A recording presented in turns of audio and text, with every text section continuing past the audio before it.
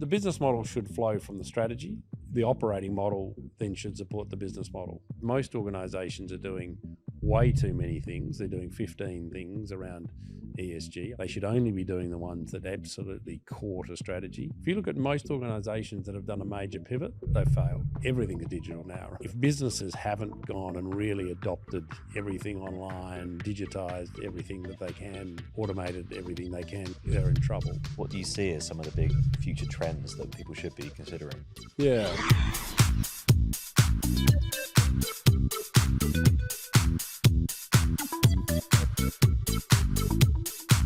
Hi, welcome to the show. Thanks for joining us. Today we've got John Meacock joining us here in the studio. John's the prior head of strategy globally for Deloitte and also turned VC and all-round advisor. So, Alex, what are we going to talk about today? Today we're going to talk about strategy, what good strategy looks like and how it interacts with innovation. We're also going to talk about some future trends as well and how that plays a part when developing strategy. Hope you enjoy the show. Enjoy. Thanks for tuning in. Okay, John Meacock, welcome to the show. Thank you. It's great to have you down from Sydney, and thank you for making the time to speak with our listeners today. We're going to get straight into the content. Knowing you're the strategy expert, I've got the great question, what is strategy? So strategy is an integrated set of choices. It really is choices about what is our direction, what are the things that we're going to do. And the trouble is that often people see strategy as a pick list of initiatives, but it's actually a set of choices that you make. And a choice means there are things that you will do, but there are also things you won't do. But it should be an integrated set of choices that set a very clear direction for the organisation. And what makes, how do you get good choices instead of bad choices to make? Like, what defines that? Yeah, well, I mean, strategy people see as a creative process, which there is an element of creative process, but in fact, it's also based on deep analysis, deep research, and that's the challenge. People think that it's often just sitting around doing a workshop, dreaming these things and think we'd like to be this or we'd like to be that, rather than really understanding, in great depth about the organisation and its capabilities, about the market, and then making choices around which way you're going to go that allow you to win. And I think that's the other word that often people don't like, but it's about playing to win. Mm-hmm. And I would argue that most strategies I see are about playing to compete rather than playing to win, particularly in Australia. And I think, where are you going to win, in which parts of the market, for which talent and which capital, it is about winning. And people say that sometimes it's an ugly word, but it really should be about what you're about. It's funny you mentioned that, actually, and I'm not sure if this is related, but it comes to mind. We're currently planning a 7-year-old's birthday party and talking about pass the parcel. And so I was going to, wrap something up and put it in the middle, and the winner gets a big prize. But the feedback was that no, everybody gets a prize and everybody gets to play.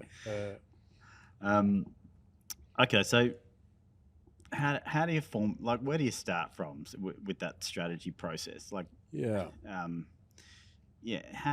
do you sort of go about thinking about it? And you would have seen many different good and bad strategies. And look, I'd say, and this hopefully doesn't sound arrogant, but I've seen very few good strategies. Most strategies aren't what I would call really clear. And a strategy should be relatively easy to execute because the choices should be very clear and the direction should be very clear and the destination should be very clear. So I think, so it's really about, making those choices and picking a destination you want to be. But the criticality of that is you have to have the capabilities to allow you to get to that destination. Mm-hmm. So, it really is that thing about, do you really understand the organisation's current capabilities, and then what capabilities can we build on readily that allow us to actually win in the areas we've chosen? Because you can create this great strategy that we're going to be this, but if you don't have those capabilities to get there, then it's a waste of time. Yeah. Or so it's being really clear about where you have that advantage and that ability to create a strategy, a direction, and choices that you will win in. And one of the things I always say is, if you read most strategy documents, they're ridiculous, because if they did ever come true, you'd own the whole market. Right. which makes no sense, right? You should be able to very clearly say, here's where we're going to win in this area, and this is where our competitors are going to win, because they have different capabilities, different strengths. Yep. And it should be quite clear where you will win and they will win. If you can't do that, then your strategy doesn't make sense, because you, as I said, you pick up most strategies and it will be, oh, we'll own 100% of the market. And that's not going to happen in any competitive industry. But it's really picking those areas where you will win and you will dominate. And I always say to people, it's really interesting, right? If you say, look, there's 4 big companies, we're going to end up with 25% of the market. The last thing you want is 25% of the market. What you want is, so where are those areas we're going to have 70 or 80% of the market? Yeah. There'll be others we'll have 0 to 10, right? Now, overall, that might add up to 25. But where are those areas we're going to win that allow us to therefore get, superior profits in those segments? The last thing we want to try and do is own 25% of a whole market. Yep. So it's been really clear about those choices and those places in the market where we actually will win and have a dominant position. Yeah. Do you think that's, taking a step back, do you think sort of certain industries or companies try and be all things to all people at certain times in their lifespan and then sort of dial down to be very specific in others? Or Yeah, look, I think it is just, again, poor strategy. They do, look at, we've got, a 25% of the market or 20% of the market, we've got to maintain that. Yeah. Rather than, and then what you end up in is often effectively in a price war. Yes. Because you're all trying to just maintain market share rather than saying, well, how do I use my capabilities to get, 80, 70%, 60%, 80% of that segment? Therefore, I make superior profits. And then, yes, that means I will have to not have, any or a very small percentage of that another segment. But that's a far better strategy than just trying to protect 20% market share. Absolutely. So it's really changing the thinking, changing the mindset around how you develop a strategy. Yeah. And I guess that's also, I mean, you see that a lot as well, sort of in a lot of companies recently who've have these crazy pivots, as they're called, to sort of reinvent themselves as companies. Yeah. Would you argue that that's because the original strategy was poor, or do you think they still haven't quite? Well, interesting enough, most organisations really struggle to articulate what makes them great, right? And it's part of a critical part of a strategy. What is it around the various capabilities or the set of capabilities or the way that we operate that allow us to be great and to win? And you find that most people can't articulate that. I mean, it's not easy. Yeah. But it's often why you find Australian companies, particularly, I think, really fail overseas, because they've become quite a big player in a market, often in a market which has got oligopolies, and say, well, because we're good at this in Australia, we'll go overseas and go into that industry. Not really understanding how they codified the things that really make them great and what those capabilities are. And then they get into a foreign market where you don't have the same sort of linkages and industry structures, etc. You don't really understand what your core capabilities are, and then you fail in that market. So I think the trouble is too much of it's around, well, we've been in this industry, it's the way we've always operated, but you haven't really sat back and said, well, what is it around those capabilities that make us great and allow us to win in the areas we've chosen? And so then I think when people just pivot, often they're pivoting, but not really understanding what are the capabilities I need to win in that market, right? If I'm not winning here, well, why do I think I'm going to win there if I haven't really understood the dynamics and what are the things that allow me to be successful? Yeah. Thanks, John. So on that articulation, John, like I imagine you're sort of working, with clients to strip it back to its core. Like, what does that process look like? And as the consultant, sort of trying to narrow in, a business, helping them pull that strategy together. How do you make them? How do you strip it back to what it really is and test it? And look, it's really testing, where we think we've been successful, but then really understanding what are those set of capabilities that allow that, and proving that it is. I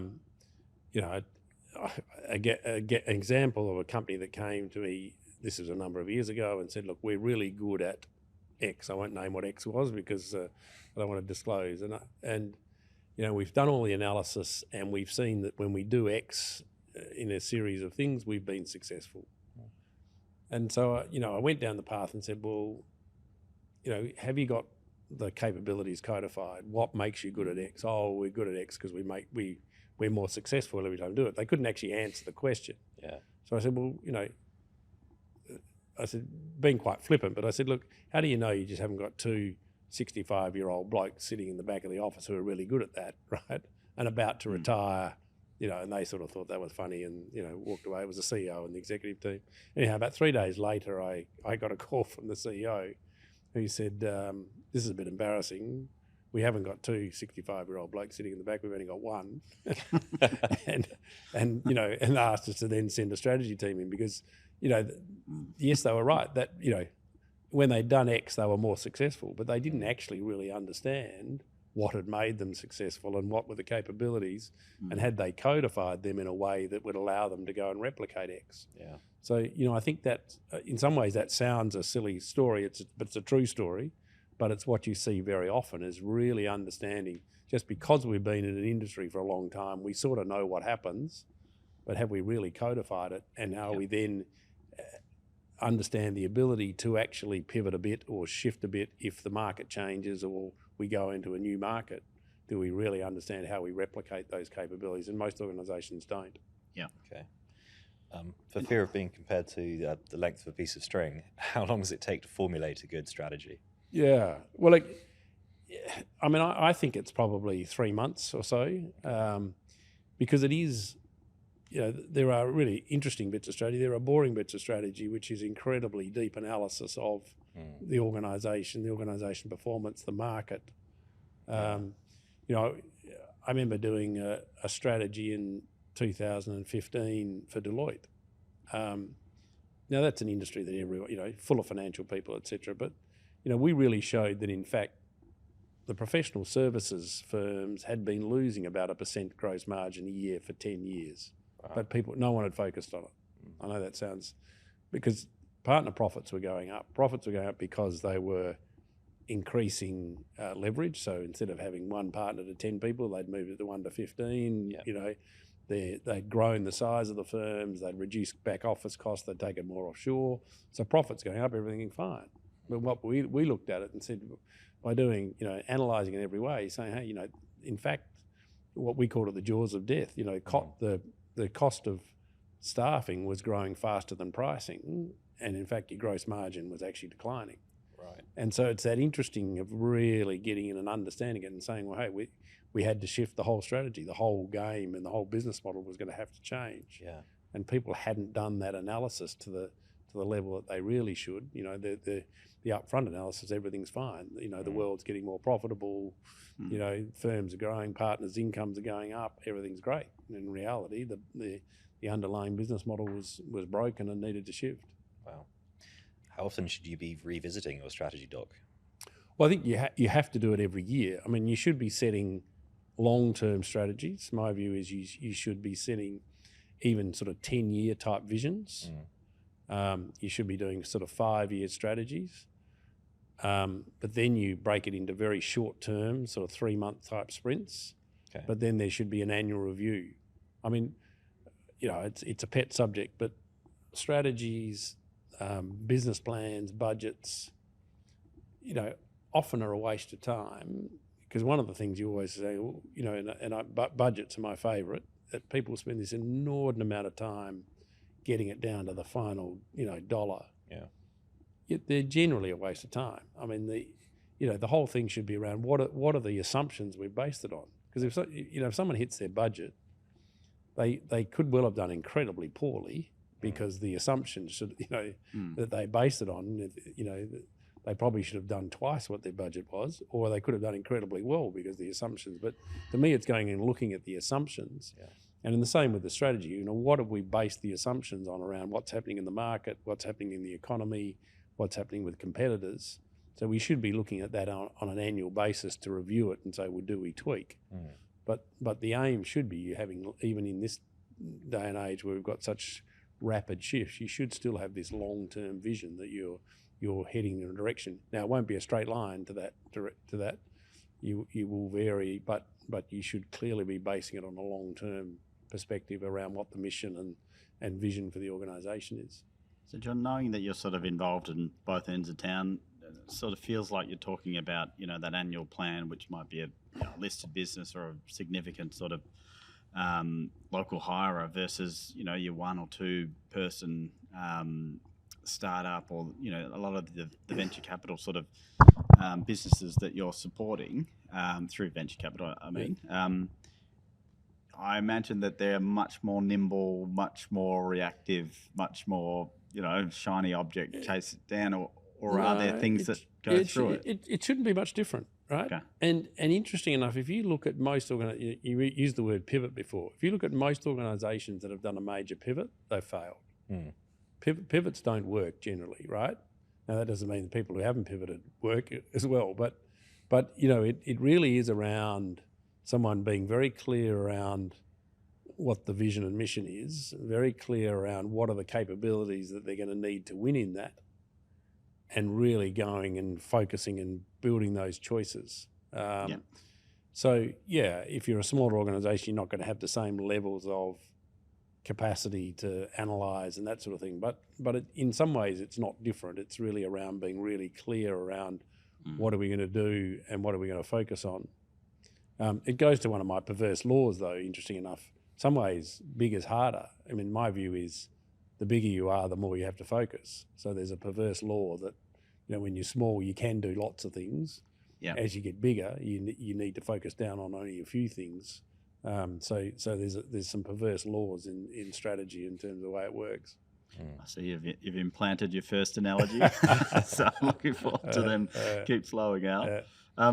Maybe just, I'm really curious about that articulation piece, because obviously that's, if you can finally articulate what it is your strategy is, then obviously it's very clear and everything falls out of that.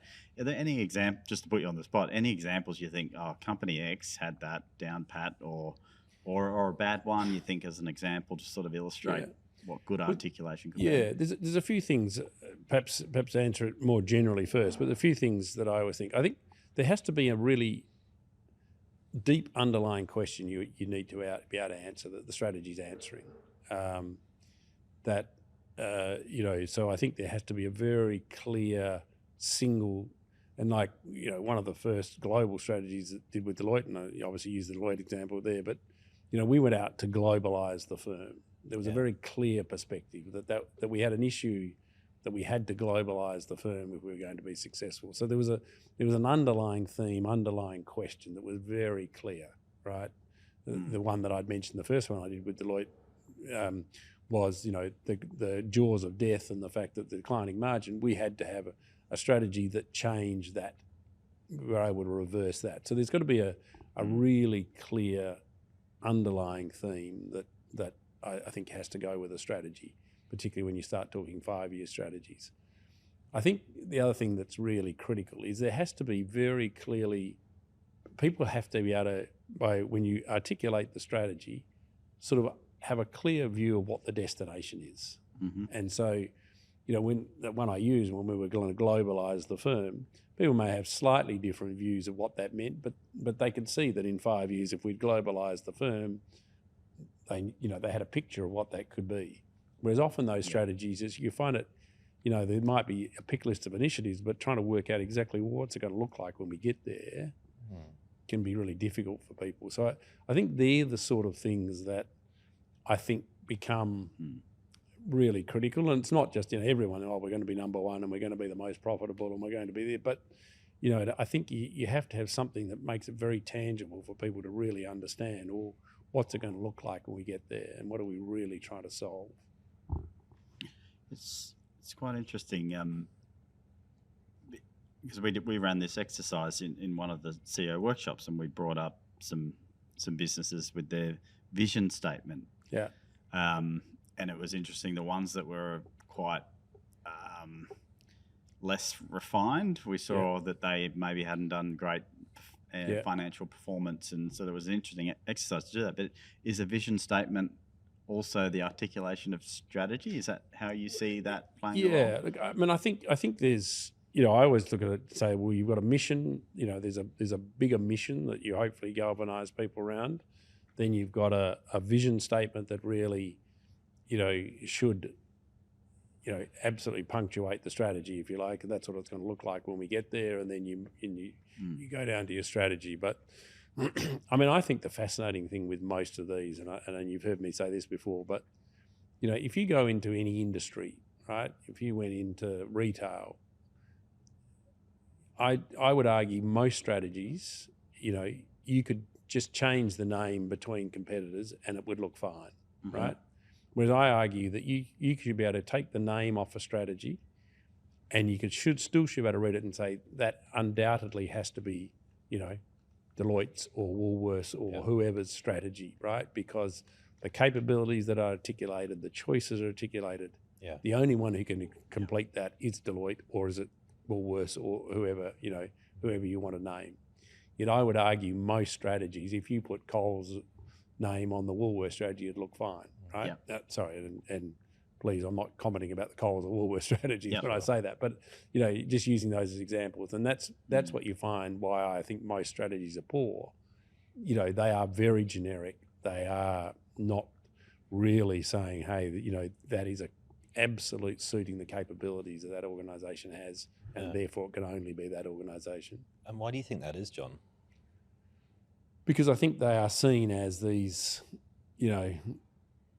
big creative exercises that we're going to just, and it's mainly PowerPoint, and rather than seeing strategy as a real discipline, right? Everyone thinks they're quite good at strategy, right? Rather than really saying, well, hey, this is a discipline. It's a discipline around deep analysis and then really understanding what are the things we need to do to win in that sector or that industry or within those domains. Yeah. And the actual business model, like how does the business model, in terms of whether it's delegations or whether it's regulated or the restrictions that are put on what the actual doing of the work is versus how flexible the strategy needs to be? I think I'm confusing myself with my own question. Well, if I interpret you right, I mean, the business model should flow from the strategy, right? And then the operating model then should support the business model. So by that I mean, you should be, what we're seeing in a lot of organisations at the moment, I would argue, is a shift of business model where we're shifting to more of the sort of subscription type model, for example, which makes so much sense, and Apple basically doubled their market cap without shifting revenue, because they shifted their level of subscription revenue from about 6% of revenue to 20%. Complete re-rating. But that's a massive shift of business model, because what it says is then instead of selling product to someone, effectively they're subscribing to iTunes, increasingly subscribing to hardware, they're renting it, right, effectively, rather than buying it.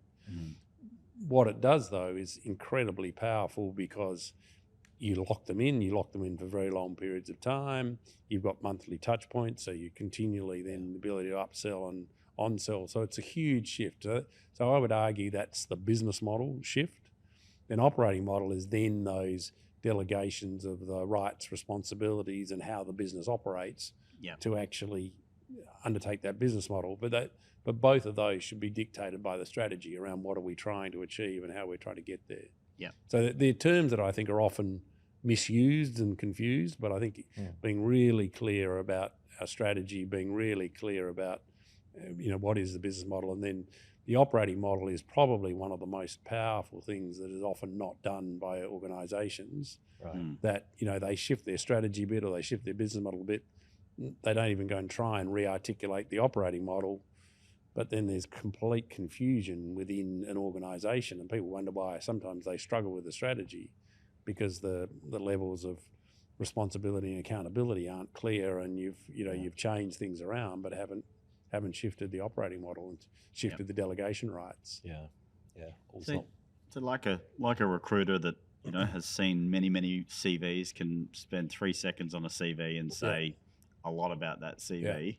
Are there things that you look for in a strategy, or like truthisms that that if that's not there, something will happen? Are there any insights around that? What you might? Yeah, look, it goes to some of the things I've already said, but very clearly, is there a core underlying issue they're trying to solve, right? Yep. Is there very clear direction? I think really understanding. I always call them refining rods, but are there some clear capabilities that run through the organisation? And therefore, whatever divisions or business units, attached to those defining rods that actually make them stronger. Otherwise, why are they in that organisation? They should be in another one. So I look for those sort of things, right? I look, real clarity of measures and the realism of measures that saying, okay, well, everyone wants to be number one, but in Australia, in Deloitte for a long time, we had the motto of number two and different, right? Because we were not within a 5-year period going to get to number one. So why put it out there? Most people do, and immediately that's ridiculous, right? You're not going to get to number one, right? But our thing was, and different was all around that we knew we had to be innovative and do things differently, and that would take us, and that was taking us from number 4 to number 2. But it was, so I think there's a level of realism of where your starting position is, what the capabilities you've got that will get you there. You can go through that pretty quickly and work out whether this thing is really just a nice feel-good PowerPoint, but it's got no reality and therefore not going to happen, or is it something that's been anchored in, a lot of depth of analysis, a realism of where you're at, and then what are the capabilities you have or need to build to get to where you want to go. Yeah. I was going to ask a bit more of a personal question, I guess. But sure. How did you get into strategy? Look, I was fortunate. I came out of uni and went into accounting, but I'd done some marketing and strategy at university, which sadly in those days was probably a bit unusual. But then they gave me a chance across into consulting after 2 years, which in those days consulting was only tended to be done at a much more senior level. Yeah. So I got an opportunity very early on to get in consulting and then work through all the strategy disciplines from there.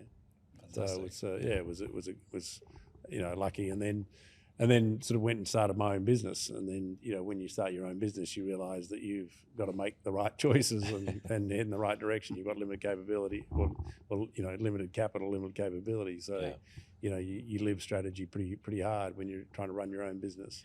Yeah, coming back to what it is that you don't do in terms of very much. And that's the thing. I mean, people always seem surprised by that, but I spend as much time in a strategy writing down, this means these are the things we won't do, right? Yeah. And I always used to say, look, if we were up against, when I was in Deloitte Global, et cetera, right, if we were up against Accenture, in most situations, it should have been a no-brainer who won, either us or them, right? There are clearly some areas of overlap, but in a lot of areas, they should never have competed against some of us in some of those, and we probably should never have competed against them in others, right? It should be almost that clear.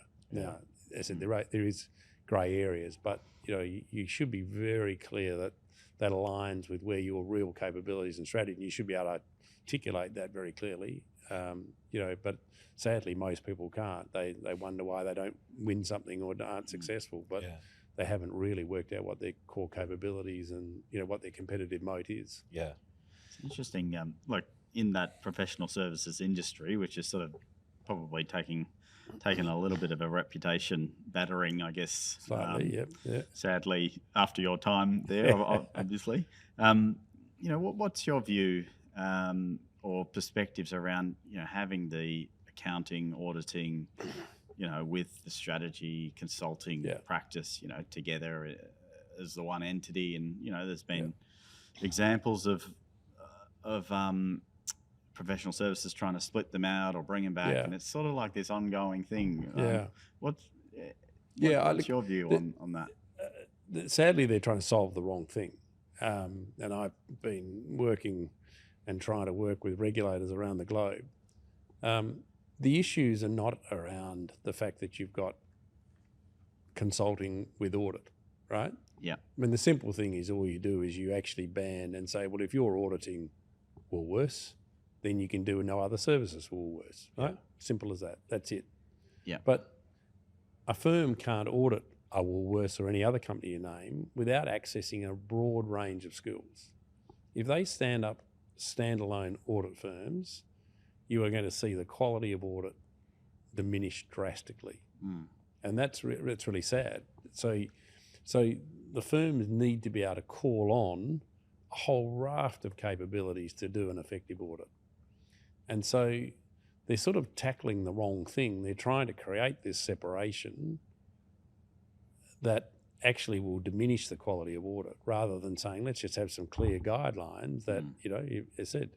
And, sadly, some of the things that have happened are a fault of process, but they're not a fault of the structure, right? You shouldn't leak information or share information across, okay? In a profession, every profession has a range of standards that they should uphold, and that's what should happen. So you can't create a structural shift for bad behaviour, and you actually will diminish. What the audit's been one of the critical components of our capital structure and capital markets, and I think you are going to really damage that if you actually split the firms. Yeah. And that's not said from a firm perspective, it's said from a skills perspective and, what's really needed. So, I think there's some it's interesting that there's a hammer trying to find a solution, but they're not, it's not a nail they're looking for. Yeah. And on that audit, there's this concept or idea with the advent, well, not the advent, but the wide sort of adoption of AI around this sort of real-time auditing versus, each 6-12 months bringing in the auditing firm and putting them in the dark room in the corner. Do you see the merit in that? Or? Oh, absolutely. Yeah. No, I mean, you can do it now. I mean, there can be 100% audit of transactions, right? You don't need to sample and that sort of thing. This continuous auditing, this continuous monitoring, I think that's fantastic, right? And that should be easily happen. There should also, the benefit of that is you can spit out a whole range of insight and, from monitoring every those. The company should be doing that anyhow. But no, I think these, I don't understand why we completely reliant on technology systems, AI to run a business, and then we audit manually. Right? So I think continuous monitoring, continuous auditing makes huge sense. Hey everyone, thanks so much for tuning in. If you're loving this podcast, please give us a 5-star review. Is there any companies or industries where it's just not possible to move to that recurring revenue type of business? Yeah, look, most can, right? I mean, there will be some, but most can. It's interesting. You go, in the US, big things like Rent the Runway. Clothes have gone to a rental model, right? That you pay a subscription and go and get some clothes and take them back at the end of the month. I did some work in the US with Nissan. Came out with Nissan Switch, which was, they worked out that people were paying, a few $100s a month for car insurance, a few $100s a month for lease. So for $699, you got a new Nissan car, fully insured, fully maintained. They called it Switch because, if you had a sedan and you needed to shift some furniture on the weekend, you could switch it and take an SUV. And so you've seen that. You've seen, a whole range. Clearly, things like music industry's gone there. Increasingly laptops. So, there's a lot that can be done. There may be some things, but increasingly it's really around how do I get that ability to have touch points with my customer every month, and then I can, upgrade them every couple of years, and they're continually getting the newest of service, the newest of product. I mean, a lot of services are going there. Clearly things like professional services are moving into what they call operate managed service models, where they're continually trying to get that sort of 5-year license where they're operating something. So increasingly you're seeing that as becoming a huge model. Now there'll be other models coming along, but it's really that, the more data you have, the better AI, the more understanding you've got, then the more you can start to sort of work that model. So yeah, I think so. The digital, the business model. I mean, clearly, I think we are seeing this experience economy. You hear a lot about it, but from both a customer and an employee, this understanding around creating experience for them. It's no longer just about a product or a service. It's how do you, and again, it's around data and AI. How do you think about that? What is that really allows, your customer and your employee and even broader stakeholders to be really engaged and buy into your brand, buy into that understanding of what the experience is going to be. And again, so most of my things end up being very data and AI and, analytical based, I think becomes critical. I think the geopolitical is a big issue, as we've seen. But I think people just look at it very simply rather than really trying to think about it, not just supply chains, but the whole value chain. Where does value flow? How do you flow value? How do you think about that from a geopolitical area? And, it's really interesting for me, the number of organisations that I talk to that are doing in Australia that are getting huge benefit from things like Five Eyes. The US is now coming to a lot of Australian companies to buy stuff that they may have sourced from all around the rest of the world now. What's but the Five Eyes? The security we've got with US, UK, Canada, Australia, New Zealand, and because they're part of the Five Eyes, US is buying more stuff from us. Right. So it's interesting when you start looking at how these geopolitical blocks will play out. Everything from technology, from supply chains to value chains. I think you really have to think about that in those choices around how you play internationally. So I think that becomes, quite critical. Yeah. So I think that's important.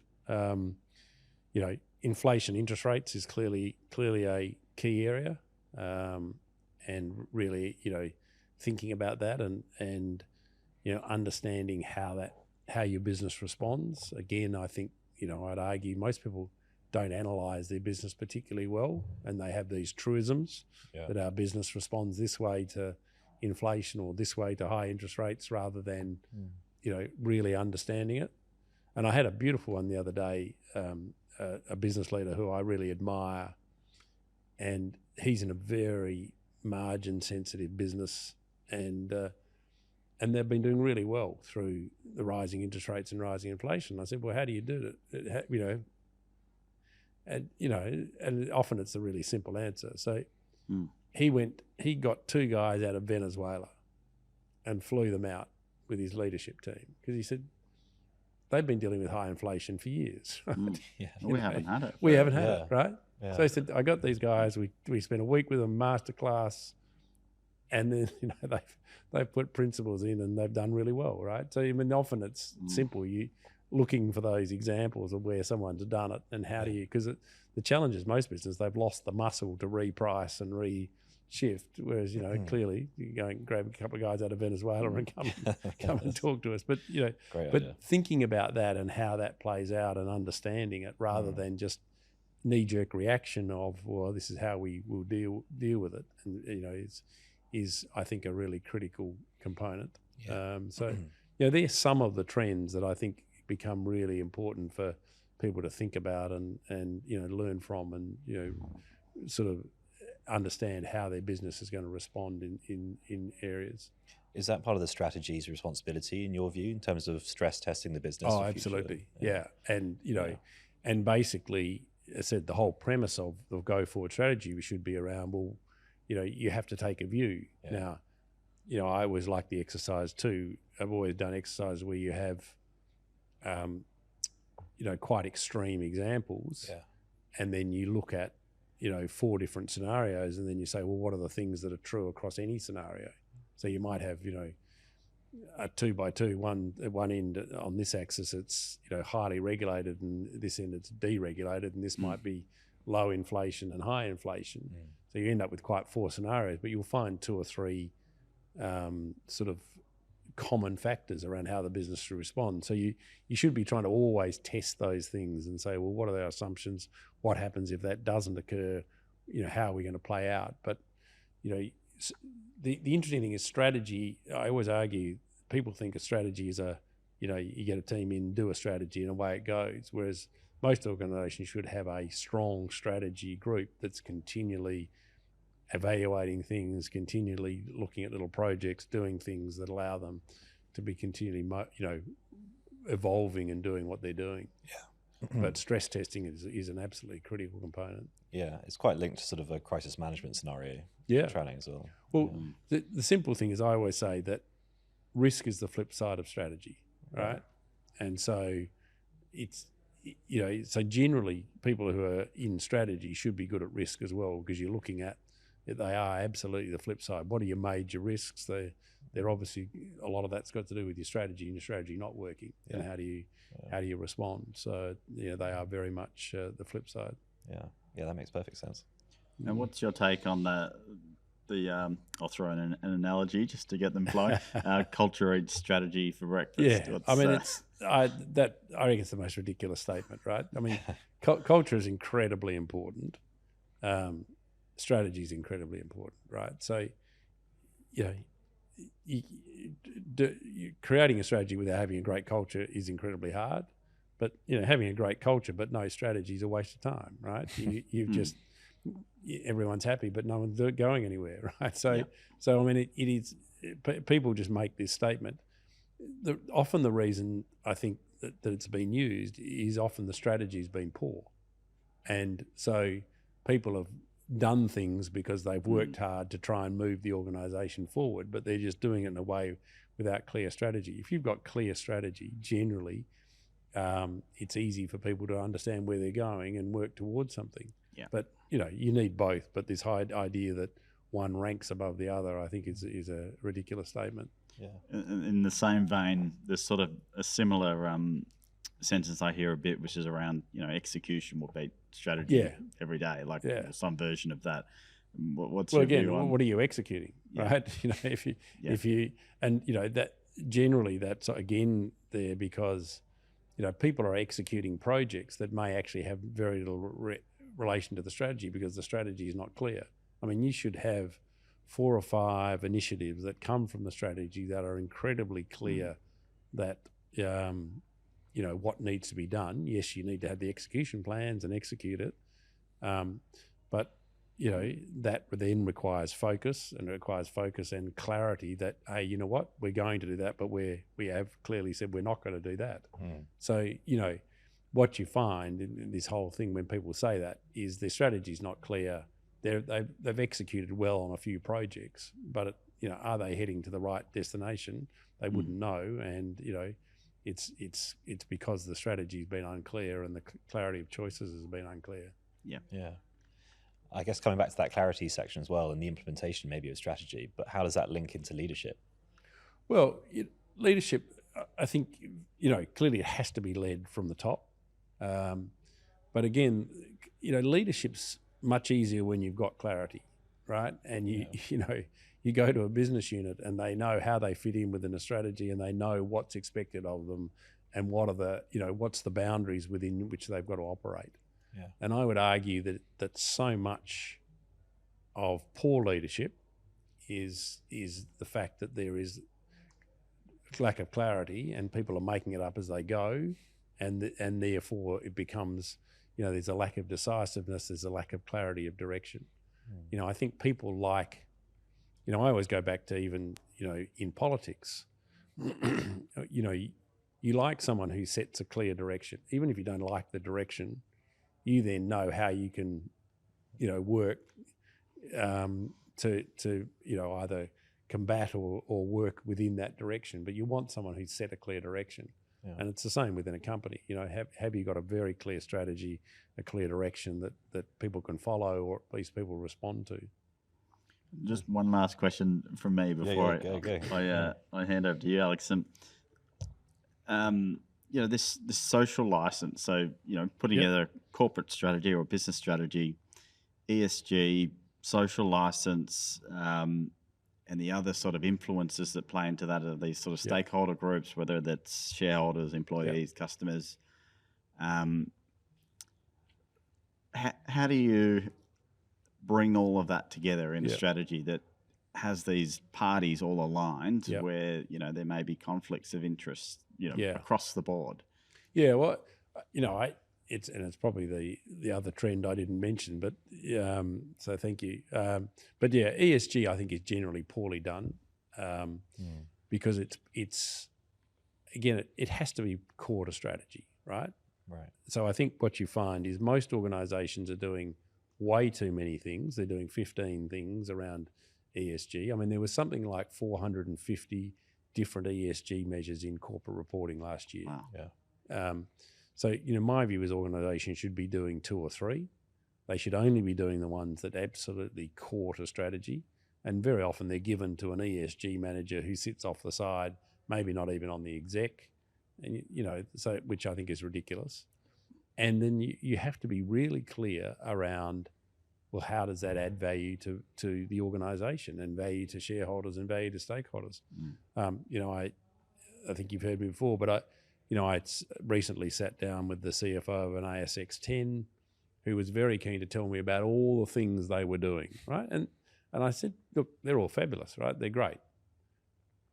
But show me that they're more than social license. Show me that they're actually adding real value, which, that person struggled to do. And so, it should be very clear that it's core to strategy, it's core to value, it's core in the end then to getting the right capital, that people will have capital preferences that will attract capital. Yeah. So, I think that sadly, and I understand it because there's so much stakeholder and employee pressure that people end up doing, 15 plus different measures and different things, and they're effectively just dipping their toe into a whole range of things rather than saying, you know what, yeah, that those 3 things are really important, but we don't have the capacity to do it.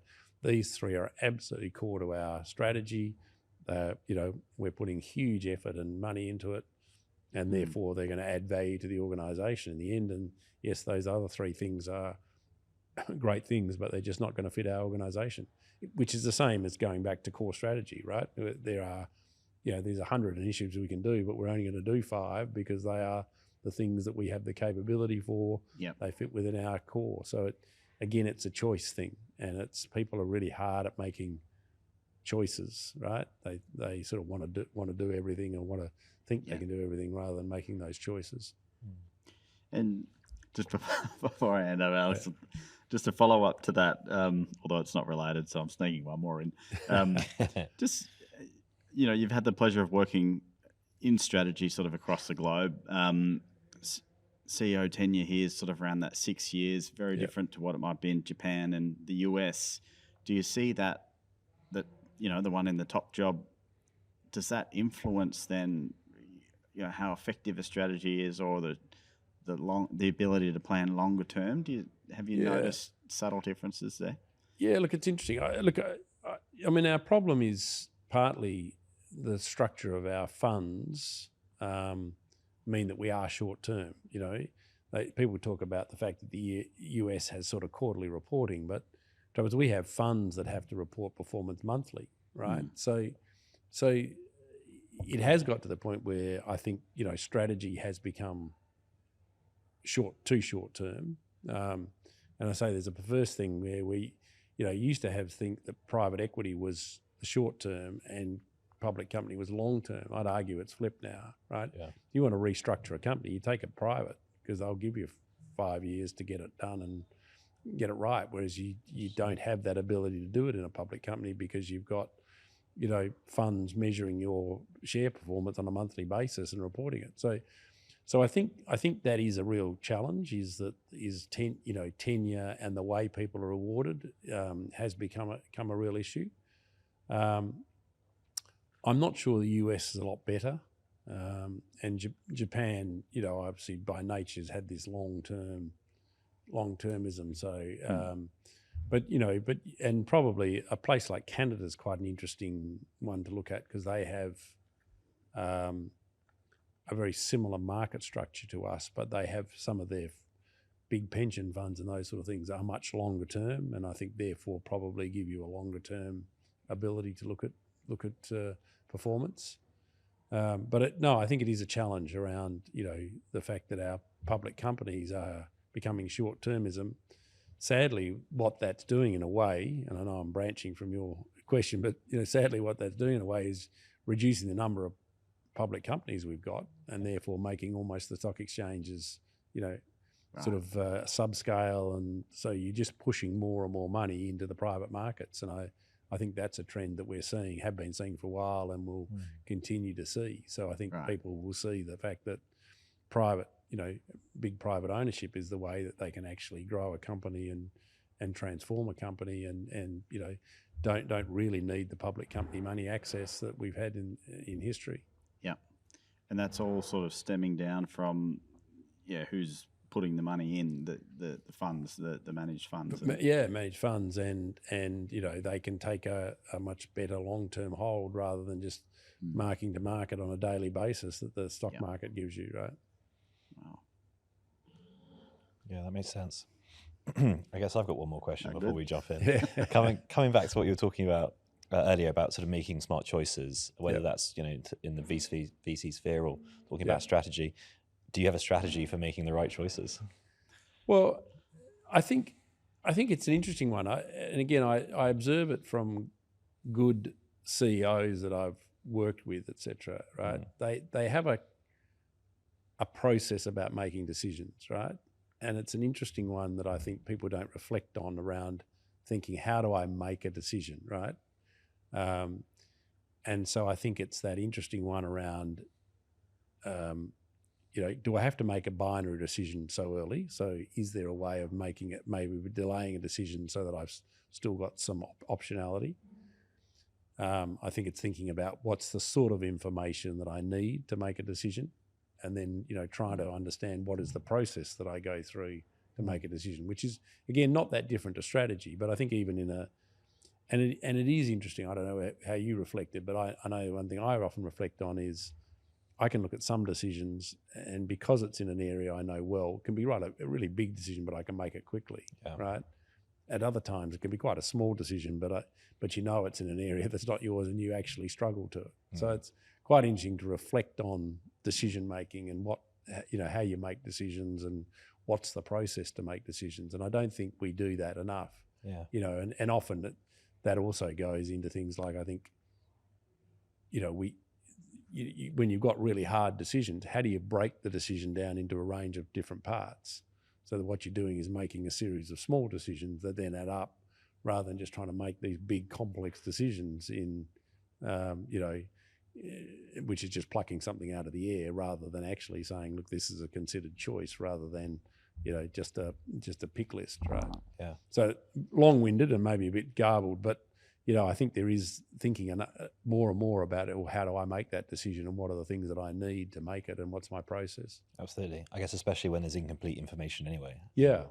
And there always is. I mean, you're always, in essence, I think in any decision, you're taking a projection forward. Yeah. But I think, again, that ability, like in a strategy, to say, well, what are the assumptions I'm making, right? And therefore, in 3 months' time, if suddenly I found that, I've been assuming that interest rates are going up, or, that doesn't happen, well, then reflect on the decision. Was it the right decision? Most decisions are not, completely irreversible. So you really, if you understand the assumptions you've based the decision on, then you've got an ability to reflect and change, rather than just knee-jerk on the basis of, well, that looks wrong now. Well, yeah, it's wrong because I thought interest rates are going up and now they're going down, sort of thing. Yeah. No, that's fascinating. Thank you, John. Anything to add? No, I think we'll get you into your short form questions, because I'm excited with one of them, all of them, but there's one in there particular I want to see what John says. Awesome. All right, John, these, as you say, sort of some shorter form questions. Sure. Please do expand, and as the why is always very interesting. Okay. Yeah. Do you have a favourite quote? I've got a lot of favourite quotes, actually, but there was one I used for a long time that it was always a bit strange, but it was think Benetton, think sheep, right? And people would look at you strangely, but it was around when this sort of whole connected economy was emerging, and it was where that Benetton had at that stage, who were the leading fashion provider, had their information system so well organised that they said when someone was buying a woolen jumper off a shelf in Scandinavia, they were sending a message to an Australian farmer to shear another sheep, sort of thing, right? And it was a strange one, but it was one of those things around how well connected you had to be, what data you had to have, those sort of things to be successful in business. So it was a bit of a strange one, but that was always a favourite one of that, real essence of how did you think about, business and how you should run a successful business. Absolutely. Well, that points to the whole sort of 3 alignments of strategy, business model, and operations. Yeah. Actually, Messina has that sort of from paddock to plate sort of thing, Yeah. where they have their own dairy farms, and they massage the cows and to get the right consistency of the. Yeah, and you can do it cream. by being integrated, or you can do it, as in that case, by saying, well, you treat the whole ecosystem and value chain, supply chain as part of, and you're informing them and sharing that. So, Cisco were incredibly good at that, right? 99% of products or of a product, Cisco didn't touch, but they had their ecosystem working so well that they owned the customer and the IP, but they had manufacturers and putting together. And so, that understanding of how you make that work by sharing of information, sharing of data is a really critical bit that most people don't think about. Very true.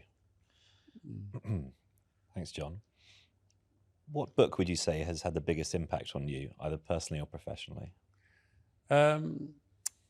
Look, there was one years ago. It's back in the beginning of 2000. It was called Funky Business, and it was written by a couple of Swedish professors. But again, that was the same thing, and I suppose it was really at that start of this whole technology revolution, shift of the way business worked, that I'd be the last to ever call myself a technologist, but I'm vitally interested in it because it's how you change models, how you create strategy. And it was a funny book, but it was one of those ones that really brought home this massive shift around the way the world was going to go in terms of online and digital, and yet it was written in probably it was probably in the .com boom, but it was written around probably 99, 2000. And it had a huge impact of the way thinking about business models and technology impact. I think it's safe to call yourself a technologist if you're, second to stage behind sort of Jack Ma and who's the Tesla guy? Elon. So, I know a bit about it, but I'm much more a strategy and business model junkie than tech. Well, I guess you can't really get away from it if you No. want to be good in that. You kind of have to be talking about trends. Yeah. But I always say to people too. I mean, I get stunned when people go, "We've got a corporate strategy, we've got a digital strategy," and I don't know how do you do a corporate strategy if it's not digital, right? In this day and age, I don't know how you separate those things, right? It's so. And so, and they you've heard me say this. The other thing that I always find very strange is they separate strategy and innovation. And my tagline around that is, strategy is about the choices you make within constraints. Innovation is about how do I try and lift those constraints, and digital is generally the tools that you use to lift those constraints. So I always think that's a really interesting way of thinking about strategy, innovation, and digital. Yeah. And people, get into a whole range of weird definitions about it, but they're quite simple, choices within constraints, ability to lift constraints, and the tools I use to lift constraints. Yeah, that's a good soundbite. Yeah. Thank you. John, what's next on your bucket list? Well, from a travel perspective, having just come back from holiday, I came from holidays.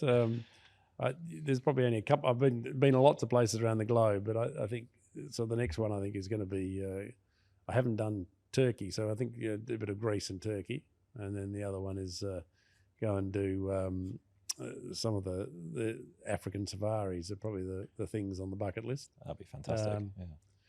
From a business point of view, I suppose put the money where the mouth is, and have started a fund that's really around investing in venture capital, and venture capital investing in sort of technology enabled and data enabled businesses that are really transforming professional services in the enterprise market. So I suppose that's been, in some ways, a bucket list. You could argue it's monetizing all the work that I've been doing for the last 20 or 30 years in terms of saying, okay, how do you make that work? Yeah. How do you really? Because I love transformation and disruption, and I suppose putting that into from an investment philosophy and saying, well, can you work with those organisations to grow them and really disrupt? And the main thing we're looking at, finding organisations that are going to disrupt a certain domain or sector. Yeah. So that's a bucket list, but it's hopefully it's not a holy bucket list. But what about on the people side? Name dropped Jack Ma and Elon Musk before, but know that you've met a few very well-known world presidents and world leaders. Like anyone that you haven't met, or that you're sort of still on the list? There's lots I haven't met. Look, I think the interesting thing, and I was fortunate, particularly because of my role in Deloitte, that had the experience of meeting a lot of the sort of global leaders, the Xi Jinpings and the Clintons and all those. But I think you do just in the end get down to they're just people, right? And there's obviously something special about them. You can argue given their role and respect them for that. But I think in the end of the day, I think it is a great leveler in the fact that you can sit down and have a conversation with them, and it's so I think that's probably the great lesson in it, right? We revere some of these people, and we should respect them for where they've got. But I don't think there's a need to revere. They're just people, and it's you can build a relationship with them if you have an interesting conversation. So not sure that's answering your question, but I think you've answered a better question. Yeah. Coming back to your VC, in terms of structure, do you have a panel of advisors into the companies you invest? Is that how you've? Yeah, look, we've set a really quite spectacular advisory board that's working with us, so it's great. And it must admit that's been fantastic. You can. It just shows, and look, not just advertising Mentalist, but I think Mentalists show it too, right? If you get a group of interesting people sitting around a table and have great conversations, then you always keep learning. There's enormous value. So, it was really interesting. We set out to get a panel of 6 on an advisory board. We now have something like 14 because a lot of really great people want to come and actually just be part of it, right? And so that's fantastic for us. We've got people like Suming Wong, who started venture capital in Australia, and the guy who ran NTT for Asia Pacific, and the global chief strategy officer of Thomson Reuters, and all these people. They just want to be part of great conversations. So, I think that is fantastic because what you're doing is you're learning. Everyone's got a perspective. And again, I think the Mentalist process is exactly the same. You've got people talking about issues, and even though they're in different industries and that sort of thing, the reflections, the similarities and the differences are incredibly powerful. Yeah, fantastic. Thank you for the plug. Yeah. That's brilliant. I'll bring it back, I guess, to our short answer question. But thank you for indulging me in that. Do you have a passion or a hobby that people probably wouldn't know about or guess? Look, I think a range.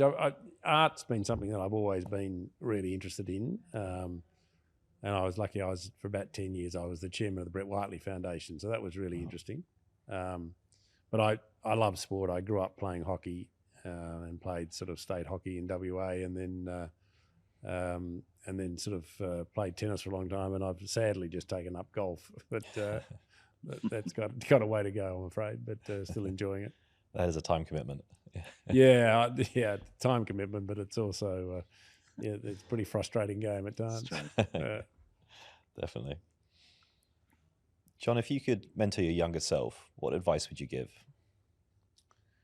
Yeah, good question. Look, I think it is. I think it's about building relationships, and I actually spend a lot of time. I mentor a lot of people now, and I think it's the one thing that I continually, sort of talking to them. I mean, most people it's really interesting. I always say to people, it's amazing how many people you meet, yet how many of them do you ever follow up? And yet, they say, oh yeah, I know X, but you're saying, well, you might have met them, doesn't mean you know them, right? So I think that discipline around, following up, staying in touch, I think is a really critical component there. I think the other one that I always say, and I always just say to people, it's interesting that, and I remember reading probably 20 years ago, but there was a Boss magazine article. It was the 7 things a CEO should know, right? And I can't remember what the first 6 were, but the last one was, you can have all the power in the world, but the minute you use it, you lose it. And it was that view that, you can order someone to do something once, right? And that every role is an influence role. And I think it's an interesting one. When you're young, you probably think it's about getting authority and having the, authority to do something. Whereas, in fact, I think what you learn at a much later age is that even if you've got the authority, it's about influencing people and influencing them in the way that they want to do something. Yeah. And I think the networking and building relationships, the interesting thing about having great conversations and then, that around influence are probably the key things that I'd tell my younger self. Yeah, that's really good advice. Out of interest, should there be a cadence to following people up? Yeah, look, I mean, within the Deloitte world, I always get frustrated with people saying they'd go, oh, I've met that person 3 times and, they're not interested in buying from us or something. And saying, well, I bet you what you've had is 3 first meetings, right? You've had a meeting, you haven't followed them up, you've then gone to them 6 months, later or a year later, and you've had the same meeting again, and then you haven't followed them up again, and then you've done it again, right? So you've had 3 first meetings rather than sending them something, following them up. So I always say it's actually often, you build a relationship often not by having the world's best insights and great thing, but just by having some consistency, that your name's floating across, and that you're actually, that you're showing some interest and you are sending them something that may be of interest to them or following them up. Yeah. So the cadence is really important, that people just let it way too long. And they may have remembered it, but it's to the person at the other end who's busy meeting lots of people, they met you a year ago. That's nothing. So I, my argument is if within a 6 month or 6 to 12 month period, if you've had some contact with someone over six times or something, you'll have probably built a relationship without actually having to do anything fantastic. So it's just that weight of contact and showing of interest that becomes really important. Yeah, that's really powerful. Thank you. Yeah, I was always famous in Deloitte for recommending people that they had a little spreadsheet and just marked on a monthly basis. Very good. Yes. have I followed them up? Have I sent them an article? Have invited them to something? And just having that discipline to do it. And it's amazing if you do that. You do build those relationships. Yeah, that's great advice. Yeah, it's like the spreadsheet. It's like a mini personal CRM. Yeah, but it is quite interesting because I used to know myself that fact that some people you would go and there'd be 3 months where you hadn't ticked a box, right? And so you think, oh, that's interesting. That therefore, have I got a relationship? Have I done the work to build it? Yeah. And so and that classically, if you hadn't, then you realise that you weren't seeing, the name wasn't top of the list. It wasn't floating across their desk, and you weren't building the relationship. It's a good self-check. Yeah. John, what are your predictions in the next 5 years? What's coming down the pipe? Hopefully, the Sydney Swans are going to win a grand final. But look, it's going to be a challenging time. Obviously, I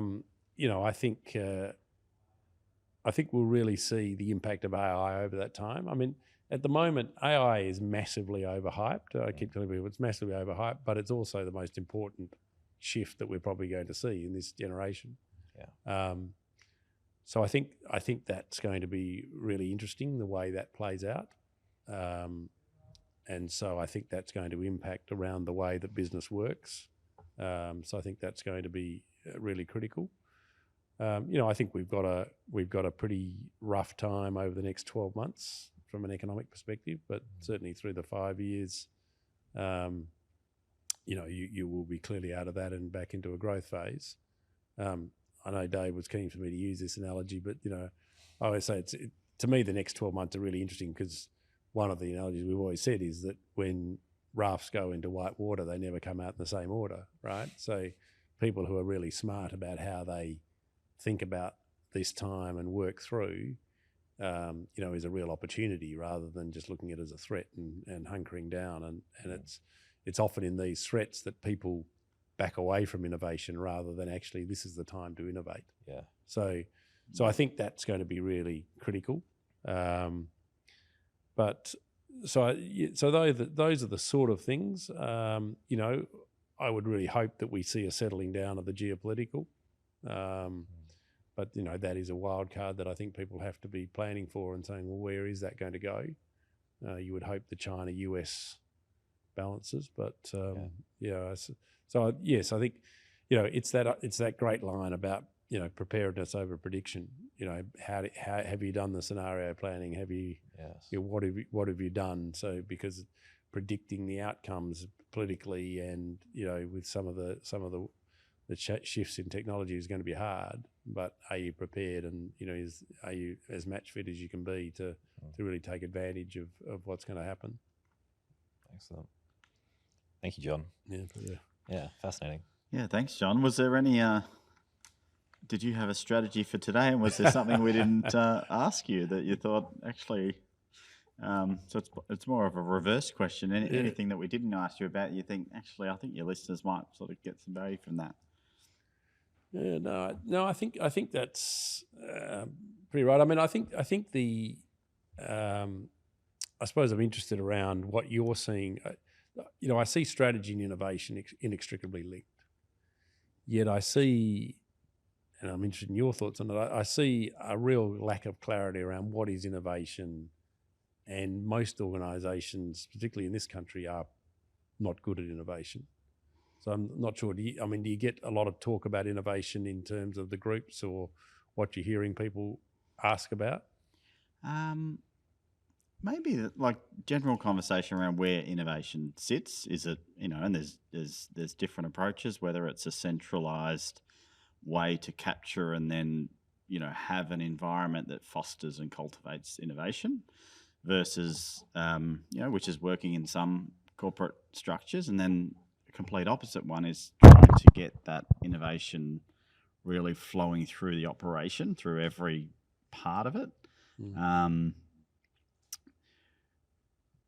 Yeah, I'm not sure if that answers your question. No, it is, because I think it's often seen as a cultural thing, which is how do we, rather than and certainly again I have a strong view that it should be directed innovation, which again links to the strategy that hey we have this we made this choice within this constraint. How do we actually focus around trying to shift that constraint? Yes, you need an innovative culture and trying to foster that, but a lot of innovation doesn't deliver anything, which sadly, where it should be clear. But I think it's an interesting reflection, having worked in the States for a while. Corporate innovation is very strong. In this country, most of the innovation is, more done at research and innovation is more done at university level rather than corporate. And I think it's an interesting step that we've got to get corporates to be much clearer and work much harder on the innovation side. Yeah, that probably links into what you were saying about sort of time frame and reporting time, right? Yeah. In terms of time spent and budget. Yes. Yeah. And there's certainly a lot of pressure, not to do, big write-offs and there's a bit of coverage, which will lead to a bit of the appetite for risk may not be as high as it could be if there was a culturally wider than the organisation. If the company took a punt on something, and I'll bring up the ASX for example. Huge write-downs there, very public, publicly covered. What does that do for the staff at ASX around? Oh, let's have another go. I'm not sure. Yeah, I mean, it's hard to comment on that one, but it's interesting, right? It's again, it was an interesting one that it seemed to be. You would think they would have really understood. I mean, using an innovative technology is important. You think they would have really understood its implications before spending a lot of money. Now, maybe that's a little unfair, but interesting how far that got before someone actually said, "Hey, maybe we're going down the wrong path." All right, Alex, I think it's time to switch into the 60 seconds of madness and see if we can catch our talent today off guard. Thanks. So John, these are rapid fire, either or questions. Please just say whatever first comes to mind. Okay. I'll get the alarm going. 1 second. That's my yes. 3, 2, 1. Here we go. Cats or dogs? Dogs. Netflix or YouTube? Netflix. Strategy or culture? Strategy. Phone calls or texts? Phone calls. Beach or snow? Beach. Chicken or the egg? Chicken. Dining out or home cooking? Sorry, I missed the first bit. Dining out or home dining cooking? out. Okay. Home cooking. All right. Electric or petrol? Electric. Cash or card? Card. PC or Mac? PC. Still or sparkling? Sparkling. Entree or dessert? Entree. Tea or coffee? Coffee. TV or book? TV. Beer or wine? Wine. Chocolate in the fridge or pantry? Pantry. Pineapple on pizza, yes or no? No. Bond or born? Bond. 90-day plan or 5-year plan? Yes. In-house or external consultants? External. Okay. Thank you very much. Oh, Went through a few. You got to read the last one. Billable hours or long lunch. All right. Well, yeah. Thank you for your time today, John. I really appreciate you coming in and speaking to the members. And I'm sorry if Alex and I went overboard with the questions, but we'll get it That's right a fascinating into it. conversation. Yeah, Thank you, John. Thank you. Appreciate it coming down. Great. Thank you, John. Thanks very much. Hey, this is Alex. If you enjoyed the content so far and you want us to do more, if you want to hear more, click the subscribe button. It allows us to bring on more guests in the future. Thanks.